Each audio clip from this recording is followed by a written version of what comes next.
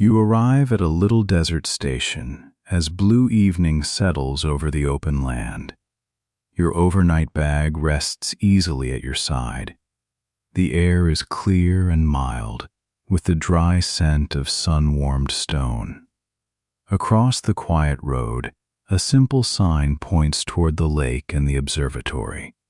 A pale stone path begins beyond it. Warm windows wait ahead, and the hills have softened into gentle shapes of sand and violet. There is nothing else to carry, nowhere to hurry, and an easy place to rest at the end of the path. If you'd like another quiet place to return to on a future night, you're always welcome to subscribe. Then you begin along the path. The stones are broad and level beneath your shoes. They curve away from the station without hurry, following the shape of a small lake that rests in a hollow between the low ridges. The water is still enough to hold the color of the sky. At first, it is a quiet blue-gray, and then, as you walk, a deeper blue gathers at its center. There is a light breeze moving over the lake. It touches the reeds at the shore and makes a sound like someone slowly turning the pages of a book in another room. The breeze is cool only at the edges. It is pleasant against your face and hands. Your jacket is just enough. There is no weather to think about, no changing plan to make. The evening has already chosen to be kind. The path has been made with the comfort of visitors in mind. Every few yards, a small low lamp waits inside a glass cover. Each lamp gives off an amber circle of light, not bright enough to disturb the sky, only bright enough to show the next smooth stone. You do not need to watch your footing closely. The path is clear. You can simply let your eyes move from the reflected blue water to the first small stars appearing overhead. Across the lake, the Observatory Lodge rests on a shoulder of sandstone. Its round dome is visible above the roofline, pale and calm against the darkening sky. Below the dome are a few simple rooms built of the same warm stone as the hills. Their windows glow softly. The light does not spill far. It stays close to the walls and makes the lodge look as though it is holding a small, steady warmth inside. You can see a canvas tent near the water below the lodge. It is cream-colored, with a small lamp shining through the fabric. The tent is not far away, and it is clearly waiting for you. A narrow deck beside it has 2 chairs and a folded woven blanket. Even from here, you can imagine the pleasant texture of the blanket and the cool, fresh air that will move around the tent after night has fully arrived. For now, the path continues toward the lodge. It rises only a little, in a series of wide steps built into the slope. You take them slowly. On either side, there are small desert shrubs, round and silvery in the evening light. Their leaves do not rustle much. The quietness of this place is not complete silence. It is made of small, familiar sounds that have no need to become anything else. At the top of the path, a wooden gate stands open between 2 low stone walls. It is a light gate, made from smooth cedar slats. A small brass latch rests against the side, though nothing needs to be opened or closed. You pass through the open gate and find yourself in a courtyard with a square pool at its center.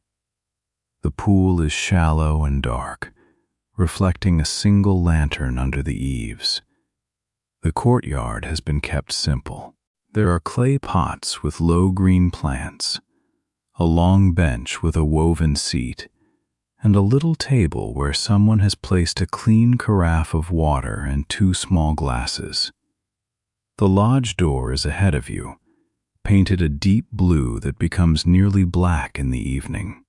A brass handle catches the lantern light. Beside the handle, a small card bears your room number in neat ink. You lift the handle and enter. Inside, the air is a little warmer. It smells faintly of cedar shelves, clean linen, and tea leaves. The entry room is modest and peaceful. A low rug covers the stone floor. A row of hooks holds a few spare shawls. A lamp with a linen shade rests on a small cabinet, making a pool of honey-colored light. There is no counter to stand at, and no form to complete. A folded note has been left on the cabinet for you. The note says that tea is ready in the small sitting room whenever you would like it. It says that your tent has been prepared by the lake, and that a brass case containing a simple star chart is waiting on the table there. The observatory dome will remain closed tonight because the sky is already open enough. The note ends with the words, "Take only the parts of the evening that help you rest." You set your overnight bag on the bench beside the cabinet. It is good to place it down. For a moment, you notice the relief of having nothing to hold. Your shoulders can soften. Your hands are free. There is no schedule pinned to the wall, no expectation that you will go anywhere quickly. The lodge seems to understand that you have arrived for the slow part of the day. The sitting room is just beyond an open archway. You walk toward it, and the woven rug becomes warmer beneath your feet. On one wall, there are shelves of small books, most of them about gardens, clouds, birds, and places where people have made quiet shelters. Their covers are faded in gentle colors. A few have been read many times. None asks to be opened. They are simply there, lending their calm shapes to the room. Near the window is a round table with 2 chairs. A ceramic teapot rests on a folded linen cloth. Steam rises from the spout in a thin, patient thread. Beside it are a cup, a small dish of honey, and a plate with 2 plain oat biscuits. The window is open by only an inch. Through it comes the soft sound of the reeds at the lake edge, and the faintest coolness of evening air. You choose the chair facing the window. Its wooden back is curved in a way that supports you without asking anything from you. You sit down and place both feet on the rug. Then you lift the teapot. It has a comfortable weight. The first pour makes a quiet, round sound in the cup. The tea is mint with a little lemon peel. Its scent rises gently and clears a small space around you. You take one careful sip. It is warm, but not too hot. It tastes fresh, lightly sweet, and simple. The warmth moves down slowly, as though it has all the time it needs. You can take another sip whenever you want. You can rest your hands around the cup in between. Outside, the sky changes by almost nothing at all, and yet the change continues. The blue becomes more indigo. The first stars are joined by others, not in a rush, but one by one. The lake carries them in softer forms. A small ripple crosses the water, then settles. From the observatory dome above the room, there is no sound of machinery or movement. It remains closed and round and quiet, like a pale shell resting on the ridge. On the table near the window, beside the tea things, is the brass case from the note. It is small enough to hold in both hands. The brass has been polished but not made shiny. It has the mellow color of old sunlight. On its lid, a tiny pattern of dots and curved lines has been pressed into the metal. The design does not need to mean anything. It is simply pleasant to trace with a fingertip. You open the latch. It gives a soft click. Inside is a folded paper chart, a short pencil, and a square of blue cloth. The chart is not complicated. It does not ask you to remember names. It shows a few large groups of stars with simple marks beside them. A cup, a small bridge, a resting bird, a bowl turned upside down. There is also a blank space along one edge, perhaps for anyone who wants to imagine a shape of their own. You unfold the chart carefully. The paper has a dry, smooth texture. It lies flat on the table. In the middle is a circle representing the sky over the lake. Around the circle are small notes about where to look: toward the ridge, over the water, above the tent. The notes are written in soft gray ink. They are not instructions. They are more like invitations to notice what is already there. You look out the window again. Above the near ridge, a small cluster of stars has gathered. You do not need to identify them. You can let them be points of pale light, each one distant and steady. The chart rests beneath your hand, and the tea rests beside it. Everything in the room has found a place. The chair supports you. The window gives you the sky without any need to step outside yet. You take another sip of tea. The mint is gentler now, softened by the warmth of the cup. You break one oat biscuit in half. It has a quiet, buttery crumb and a little sweetness from the honey brushed over its top. There is no need to finish it all at once. You can have only the small part that feels right, then set the rest down for later. The lodge has settled around you. Somewhere deeper in the building, a kettle gives one brief, low sound and then grows quiet again. A wooden beam above the doorway holds the warmth of the day. The lamp beside the shelves makes the book covers look soft at their edges. You might imagine that the whole room is exhaling at the same slow pace as the evening. When you are ready, you place the cup on its saucer. You fold the star chart along its existing lines. The paper returns neatly to its small rectangle. You tuck it into the brass case with the pencil and blue cloth and close the lid. The click of the latch is small and satisfying. The case is light in your hand. It is not an important thing to protect. It is simply a companion for the walk down to the tent. You stand from the chair without hurry. The room remains warm behind you, and that warmth seems to follow as you cross the entry hall. You take your overnight bag from the bench. It feels even lighter than before. The open lodge door shows the courtyard, where the lantern under the eaves has become brighter against the deepening blue. Outside, the air has cooled in the most comfortable way. It rests on your cheeks and hands. The square pool in the courtyard now holds a clear reflection of one bright star. The blue door closes softly behind you, not with a sound of separation, but with the assurance that the sitting room will still be there in the morning if you want to return. At the courtyard gate, you pause for a moment. The lake is below, broad and still. The tent lamp glows through the cream canvas, and a second small lamp marks the lower path. You can see the path clearly all the way down. The lodge is close behind you. The tent is close ahead. There is nowhere else to be. You begin the descent with the brass case in one hand and your bag in the other. The stone steps are wide and warm from the last of the day, though the air around them is now cool.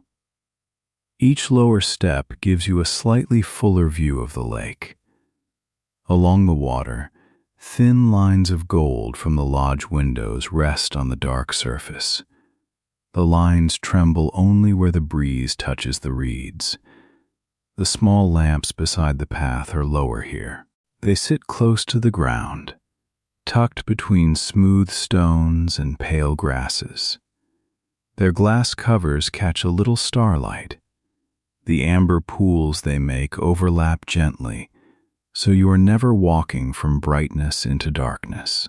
You are simply moving from one quiet circle of light into the next. Halfway down, the path bends toward the shore. The observatory is behind you now, though its dome remains visible above the ridge. It does not look grand from here. It looks settled, like a familiar round roof over a room where someone has already turned down the lamps. The sky has become larger around it. You can feel the night opening, not as a vast thing to think about, but as a soft, dark blue ceiling above a safe and sleeping place. At the edge of the lake, the path becomes level again. Flat stones make a small terrace between the water and the tent. A low wooden rail runs along one side, smooth beneath your fingertips. You set the brass case on the rail for a moment and listen. The water makes almost no sound. It moves just enough to touch the bank and pull away again. The reeds answer with their papery whisper. From farther out on the lake, a faint night bird gives a single, ordinary call, and then the space grows still. The tent door is open. Its canvas panels have been tied back with soft cords, revealing a warm interior. A woven rug covers the floor. A narrow bed rests along one side, with a cream sheet, a folded wool blanket, and two pillows that look cool and clean. At the far end is a small wooden chest. A lantern hangs from a center pole, but its flame is turned low, creating a soft circle rather than a bright room. You step inside and let the tent close some of the evening around you. The canvas makes the air feel sheltered without shutting out the lake. Through the open door, you can still see the blue water and the line of the ridge. Through the fabric walls, the small outside sounds become even softer. The tent is not a place that asks you to forget the night. It simply gives the night a calmer edge. You set your bag beside the wooden chest. The brass case goes on top of it. Its rounded lid reflects a tiny thread of lantern light. Nearby, a shallow bowl holds a few smooth stones, each one pale and flat from the lake shore. A folded card rests beside the bowl. It says that the stones may be held, if their cool weight is comforting, and return to the bowl whenever you are done. You choose one stone. It is about the size of your palm. At first it feels cool. Then it becomes less cool as your hand rests around it. Its surface is smooth, with one small ridge near the middle. You do not need to make it special.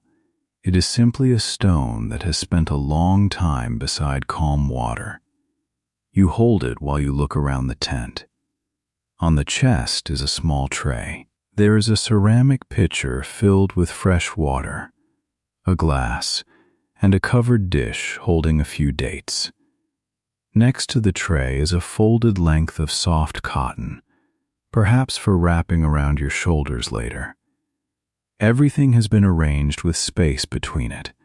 Nothing crowds anything else. Even the few useful objects in the tent seem to be resting. You pour a little water into the glass. The sound is clear and brief. You drink slowly. The water is cool, with the clean taste of the lake's deep spring.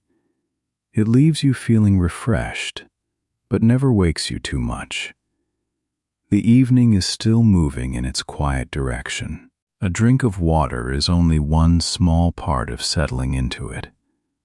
When you set the glass down, you notice the bed again. The blanket has a simple woven pattern in indigo, sand, and cream. Its surface is slightly raised where the threads cross. You run your hand over the fold at the foot of the bed. The wool is soft, with enough weight to promise comfort later. The pillows are plain and full, their cases made from the same cool cotton as the sheet. Near the bed, a small reading lamp has been placed on a low table. Its shade is made of pale paper. Beside it lies a book with no title on the cover, only a pressed outline of a small branch. You open it to the first page. Inside are short descriptions of evenings at the lodge, written by visitors who wanted to remember simple things. The color of the water at night, a cup warming both hands, the weight of a blanket, the sound of wind meeting canvas. The entries are not stories with beginnings or endings. They are only observations, each one small enough to leave you room for your own thoughts. You turn one page, then another. There is no reason to read far. The words are gentle, but the page itself is gentle too. The paper is creamy and smooth. The lamp makes a warm oval of light over the open book. Beyond that oval, the tent becomes softly dim. The door frame holds a view of the water, and in the water the stars are beginning to appear in broken, wavering shapes. You close the book and leave it where it was. The small branch on the cover is still pleasant to see. You take the brass case from the chest and set it on the rug. Then you open it once more. The folded chart is inside, exactly as you left it. This time, you take out only the square of blue cloth. It is a little softer than it looked in the lodge. You spread it on the chest and place the case on top. The cloth makes a quiet resting place for the brass. The chart itself can stay folded. You already know that the sky is there. You do not need a map in order to look at it. You can simply take a chair outside the tent, with the cotton wrap around your shoulders, and let the sky be part of the evening without asking it for an answer. The two chairs on the deck are made of cedar. One has a folded cushion. You choose that one, then carry the cotton wrap out with you. The deck is only a few steps from the water. It has been built low, close to the shore, so you can sit with your feet on the boards and see the lake at the same level as the reeds. You settle into the chair. The cushion is firm enough to be comfortable. The cotton wrap rests around your shoulders, light and warm. The tent lamp is behind you now, turning the canvas into a small amber shape. Ahead, the lake lies dark blue. The far hills have almost disappeared into the night, but their silhouettes remain gentle and familiar. Above them, the stars have filled more of the sky. There are no names necessary. A bright one near the ridge, a pair close together above the water, a scattered field of tiny lights farther overhead. You can let your attention land on any one of them and then drift away. The sky does not mind. It has nothing for you to accomplish. The breeze moves again, carrying the scent of dry cedar from the lodge and a trace of mint from the tea you drank earlier. The two scents mix easily in the air. You can notice them, or you can let them pass. The night is full of things that do not require a response. Your breathing may have already found a slower rhythm from sitting here. There is no need to change it. The chair holds you. The wrap rests on your shoulders. The lake keeps its quiet edge against the stones. Each part of the scene can be allowed to stay exactly where it is. After a while, you look toward the tent and see the bed waiting through the open doorway. The wool blanket is still folded. The lantern is still low. The small room of canvas looks even more inviting from outside because you have had time to sit beneath the sky and let the evening become familiar. You rise from the chair and place the cotton wrap over one arm. The deck gives a soft wooden sound beneath your feet. At the tent door, you pause and look back once more. The lake has become a long, dark mirror with amber lights from the lodge at one end and faint stars spread across the other. It is enough to see. You do not need to hold the view in your mind. It will remain outside, calm and complete. Inside the tent, you set the wrap on the foot of the bed. The lantern has a small wheel beneath it, and you turn the wheel only a little. The flame becomes lower. The warm circle of light narrows, leaving the far corners of the tent in a comfortable shadow. The bed, the chest, the brass case, and the rug remain visible, but none of them asks to be noticed now. You sit on the edge of the bed and remove your shoes. The rug feels soft under your feet. You place the shoes side by side near the bag. This small arrangement has the ease of a familiar evening habit. Your hands are empty again. The day, such as it was, has nowhere else to go. You unfold the wool blanket. It falls over the bed with a quiet weight. The pattern of indigo, sand, and cream spreads out, then becomes less important as you smooth it once with your hand. Underneath is the cool cotton sheet. You turn down the top edge and see the pillows waiting in the low light. Before lying down, you take the smooth lake stone from your pocket.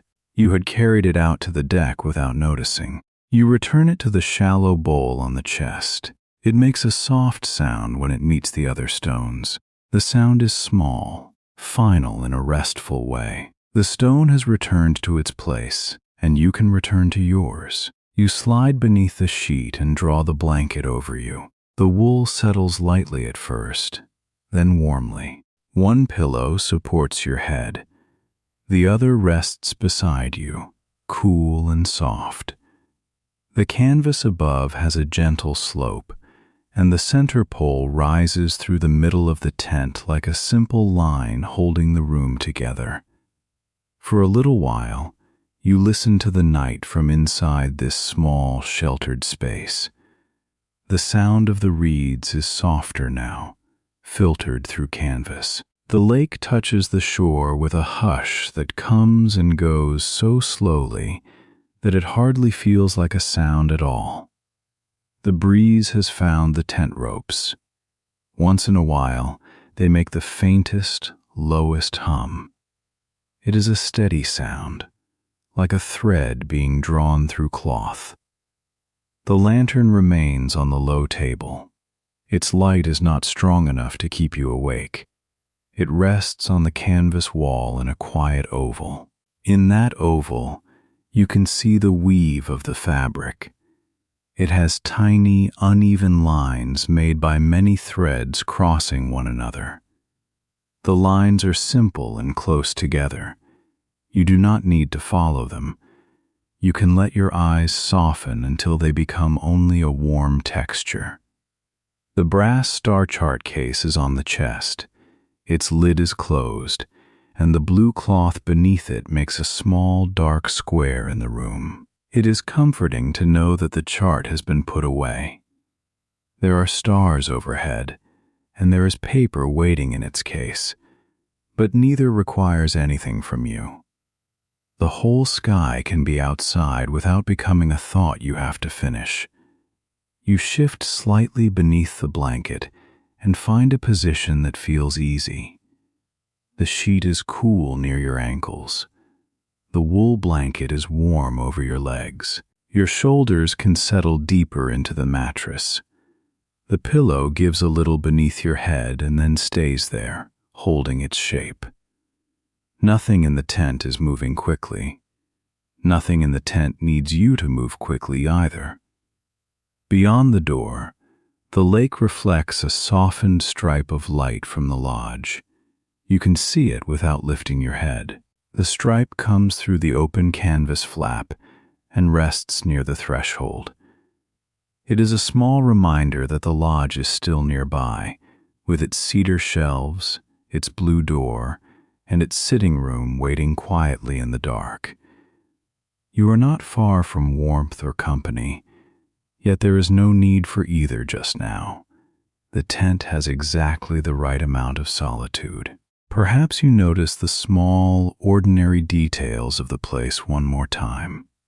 The clay cup on the tray, the folded cotton wrap at the foot of the bed, the smooth stones in their bowl, the shoes together on the rug, the overnight bag beside the chest.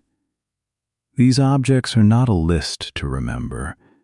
They are simply resting where they belong. You can let that sense of order become part of the room's ease. The evening is later now. The blue beyond the door has deepened until it is nearly the same color as the sky. Only the tent lamp and the lodge windows make warm shapes against it. The stars are brighter because the land has grown quieter. They do not shine sharply. Their light is softened by the clear air and the distance of everything around them. You might imagine the observatory dome on the ridge, still closed for the night. It is no longer something to visit. It is only a pale curve above the sandstone, holding its own quiet place under the sky. The path from the lodge to the tent has become a sequence of low lamps, each one standing patiently beside a smooth stone. The courtyard gate remains open. The blue door remains closed. All of those things can be left exactly as they are. Your attention may drift back to the tea. Its warmth is gone from the cup, but a little of it seems to remain in you. Mint, lemon peel, and the soft sweetness of honey belong to the earlier part of the evening. You do not need another cup. The memory of the first one is enough. It is a simple memory, without a story attached. Both hands around warm ceramic, a window open a little, and the first stars appearing above the water. Now there is only the bed and the slowest part of the night. You can let the earlier moments become farther away in the gentle way that rooms become smaller when you leave them. The stone station, the sign beside the road, the path by the lake, the courtyard with its little pool, the sitting room and the brass case. Each place is still there, but each one has finished its part. They have carried you here, and they do not need you to walk through them again. The tent is enough. There is a quiet comfort in hearing the canvas move almost imperceptibly when the breeze passes by. It does not flap or pull. It only gives a small, soft adjustment, then grows still. The ropes outside are secure. The stakes are deep in the sand. The bed is warm. The lake is calm. You can rest in the simple knowledge that the shelter has already been made ready. If a thought from somewhere else tries to come along, it can be treated like the small breeze across the water. It may pass through the edge of your awareness, then move on. There is no need to follow it down the path or bring it into the tent. The night does not require your attention to be perfect.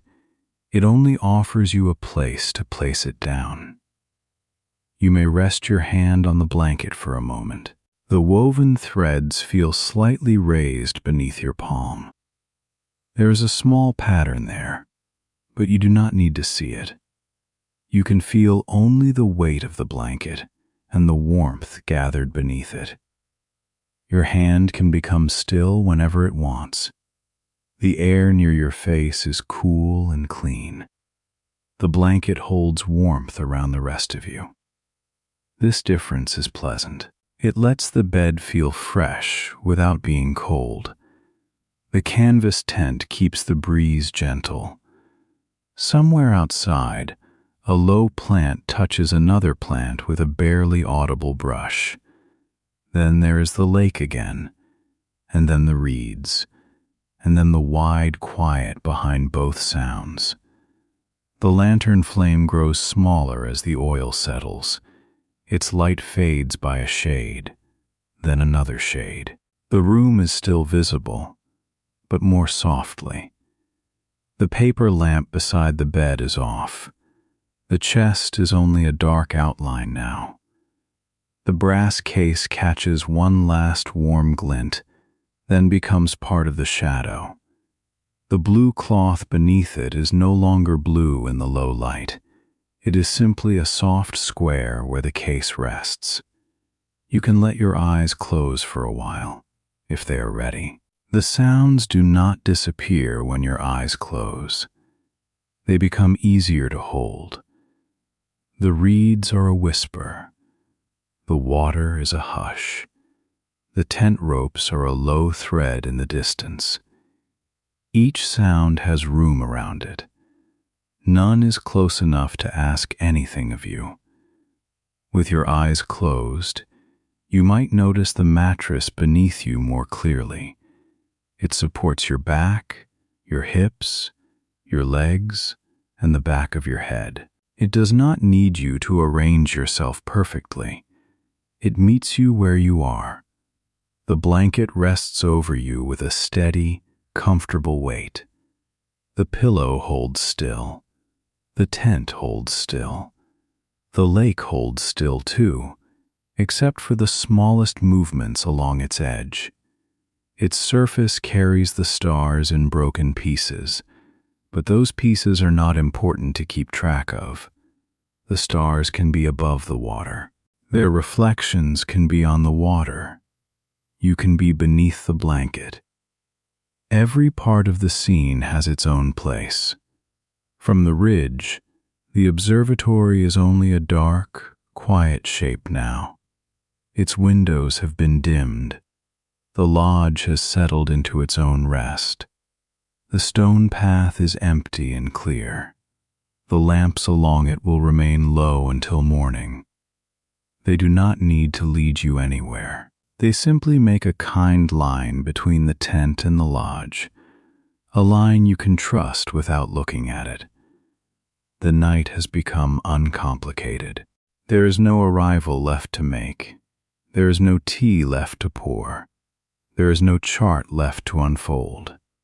There is only a canvas ceiling, a low lamp, a warm blanket, and the sounds that have been here all evening, becoming quieter as they settle beside you.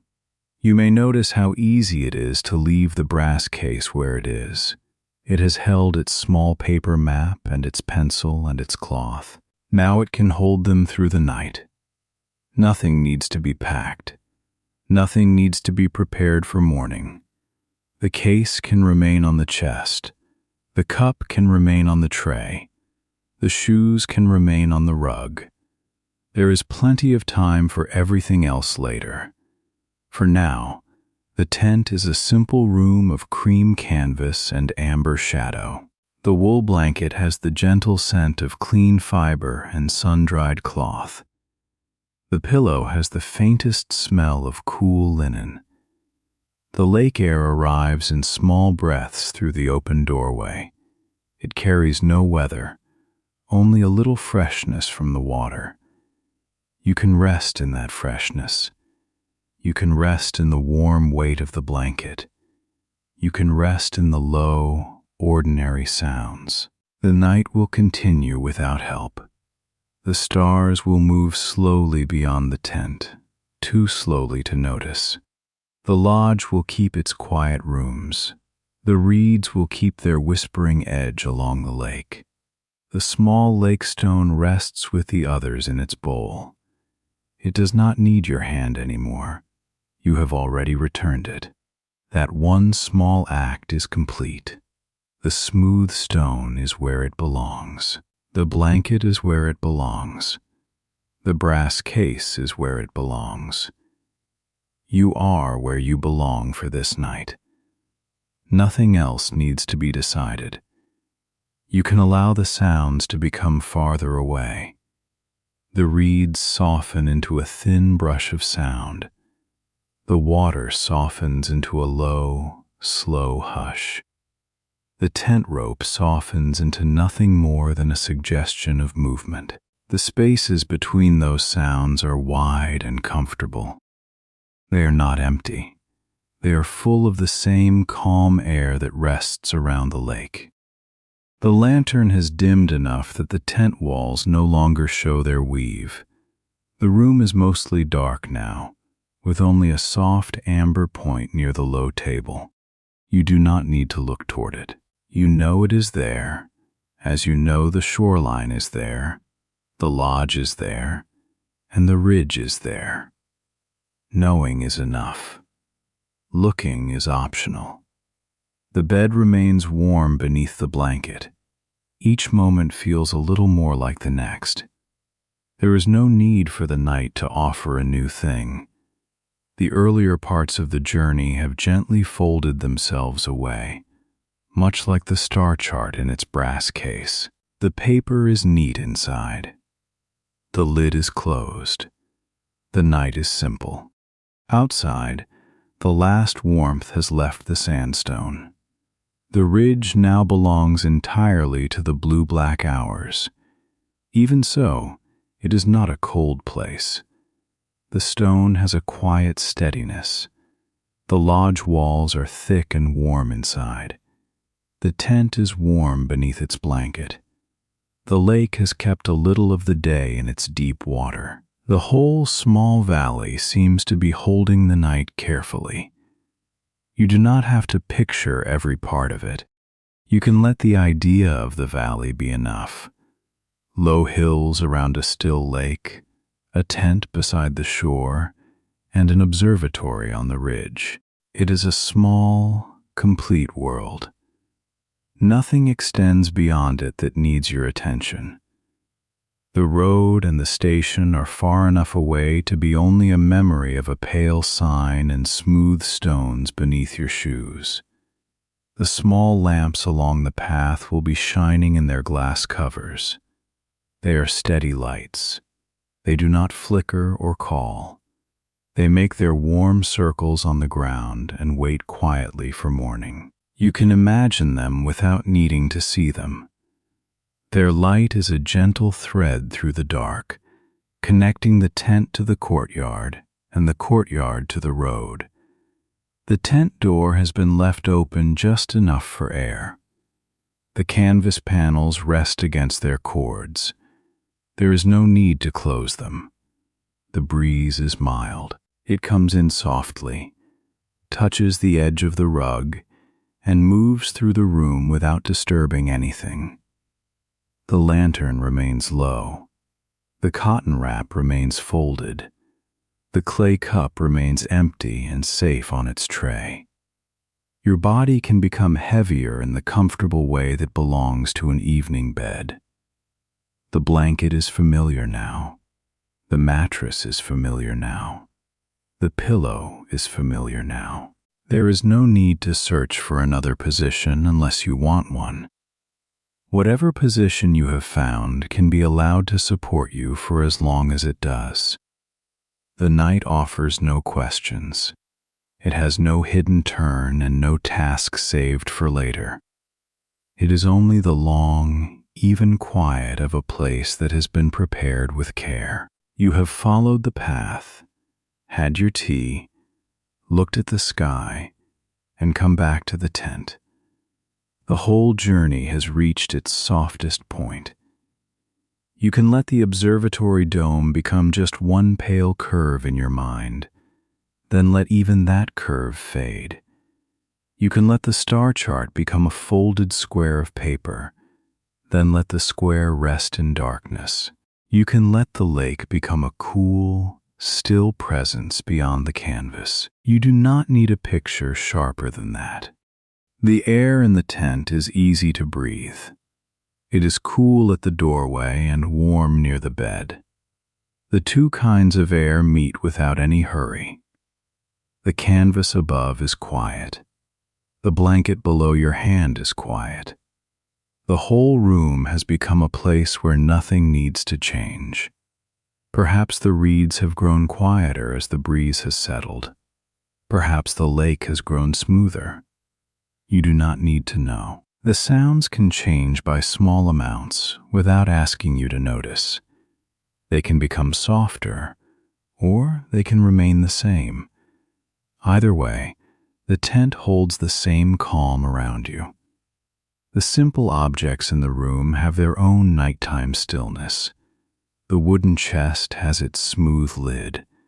The bowl has its gathered stones. The bag has its zipper closed. The book with the branch on its cover rests near the low lamp. Each object is finished with the day. None has another purpose until morning. You are finished with the day too. There is something restful about allowing that to be true. You do not have to review the things that came before this place. You do not have to plan the things that will come after it. The tent is a small pause between those distant places. The pause has warm wool, cool air, and a lake breathing softly against its shore. If your thoughts wander toward the stars, they can wander without counting them. You may imagine only a broad, dark sky with a few calm points of light. The points do not need names. They do not need stories. They can be as simple as the lamps along the path, each one steady in its own quiet place. If your thoughts wander toward the lodge, you may imagine only its blue door and one warm window. The shelves, the tea things, and the little sitting room are already resting behind that door. The lodge knows how to be quiet. It can keep all its rooms for you without requiring you to visit them again. If your thoughts wander toward the path, you may imagine only the feel of smooth stone under your shoes. The path has done its work. It brought you from the station to the lake, from the lake to the lodge, and from the lodge to this tent. It can now lie still beneath the low lamps, with no footsteps on it at all. The stars remain above the ridge. The water remains below them. The tent remains beside the water. You remain beneath the blanket. This is enough of a shape for the night. You can rest inside it without adding anything else. The lantern becomes a softer point of amber. You may not be able to see the edge of the rug now. You may not be able to see the brass case. That is all right. The room does not need to be seen in order to be safe and familiar. The darkness inside the tent is gentle darkness. It has the warmth of canvas and the quiet shape of objects put away. The blanket rises and falls in its own small way as you rest beneath it. The pillow remains cool along one edge. The air is clear. The night outside is calm. You can let your attention become less specific, less concerned with where each sound comes from. The reeds and water can blend together. The breeze and canvas can blend together. They can become one soft background to the warmth of the bed. There is no need to hold on to the words of the note from the lodge. You have already taken the only part that matters. Take only the parts of the evening that help you rest. The path helped. The tea helped. The lake helped. The tent helps. Everything else can remain where it is, outside the quiet center of this room. The brass case will be there in the morning with its folded chart. The cup will be there on the tray. The lake will be there beyond the tent door. The observatory will still be on the ridge. You do not need to keep any of these things awake with you. They can all wait peacefully while the night becomes deeper. You can imagine the first edge of morning if you like, but there is no need to go there yet. It will arrive without planning. For now, there is only the long middle of the night, when the sky is dark and clear, when the lodge is quiet, and when the water has stopped looking like a place to go. It is only a calm sound beyond the tent. The hill above the lake is still. The small plants hold their shapes. The stone steps hold the last of the lamp's warmth. The cedar gate is open and silent. The courtyard pool reflects whatever part of the sky happens to rest above it. All these details can stay outside your attention now. They do not need to be gathered. They can remain scattered through the night, each one calm on its own. Inside, the bed is the whole world you need. The sheet at your ankles, the blanket over your shoulders, the pillow beneath your head, the soft dark above. You can let the rest of the valley become a distant frame around this one warm place. Your hands can rest where they have settled. Your jaw can be loose. Your forehead can be smooth. There is nothing you have to do with your breath. It comes and goes as the lake touches and leaves the shore. It knows the way without being guided. The tent ropes give their faint hum once more, then grow quiet. The reeds make their low paper sound once more, then grow quiet. The lantern gives one small point of amber, then becomes softer in the dark. Each small thing is allowed to finish and rest. You can rest too. The night is wide beyond the canvas, but here it is small and gentle. It is the size of a bed, a blanket, and a soft lamp. It is the sound of water far enough away to be comforting. It is the scent of clean wool and cool air. It is a tent beside a lake, with an observatory sleeping on the ridge. Let the images become lighter now. The cream canvas can fade into darkness. The indigo sky can fade into a gentle thought. The brass case can fade into the quiet chest. The low lamps can fade along the empty path. Nothing needs to remain sharp. The warmth under the blanket remains. The support of the bed remains. The quiet around you remains. You are free to let the night carry the rest.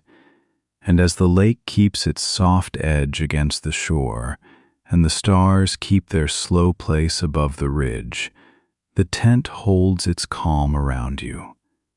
There is nowhere else to go. There is nothing else to do. There is only this warm, quiet room, this steady blanket, and the easy darkness of a night that has already become peaceful. The last small sounds of the evening can remain outside the tent. They are welcome there, far enough away to be soft. The lake, the reeds, the low lamps, and the quiet lodge all continue without needing you to notice them. Beneath the blanket, you can become lighter in thought and heavier in comfort. The bed keeps its steady shape. The cool air stays near the doorway. The dark canvas holds the room gently around you. The stars may be moving slowly above the ridge, but there is no need to follow them. You can let the night be still in your mind, just as the lake is still beside the shore. Every useful thing has been put away. Every part of the journey has come to rest. The tent remains warm, the pillow remains soft, and the calm darkness can carry you quietly onward. There is room for every pause, There is room for every quiet breath. The night asks for nothing more. It simply stays beside you, smooth and dark and kind, while the lake keeps its patient, almost silent rhythm beyond the canvas.